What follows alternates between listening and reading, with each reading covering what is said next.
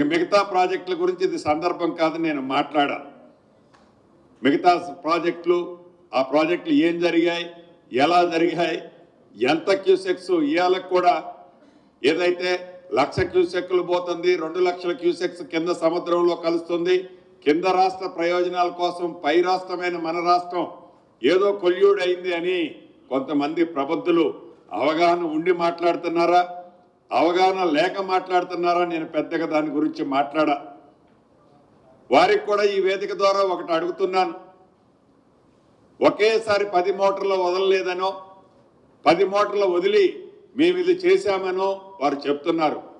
వారు ఆనాడు 10 సంవత్సరాల పాలనలో 5 సంవత్సరాల నీటిపారుదల శాఖ మంత్రిగా ఉన్నప్పుడు మీకున్న పరిజ్ఞానం ఏందో ఒక్కసారి మీరు ఆలోచించండి.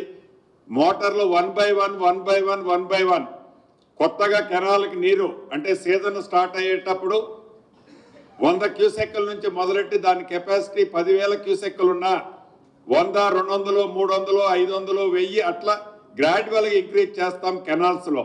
అదే పద్ధతిలో రిజర్వాయర్లో నింపేటప్పుడు కూడా ఒక 50 టీఎంసీల కెపాసిటీ రిజర్వాయర్ ఉంటే ఒక రాత్రికి రాత్రో ఒక 2 రోజుల్లోనో ఫస్ట్ సీజన్లోనో 50కి 50 టీఎంసీలు నింపిన సందర్భాలు ఉండవు.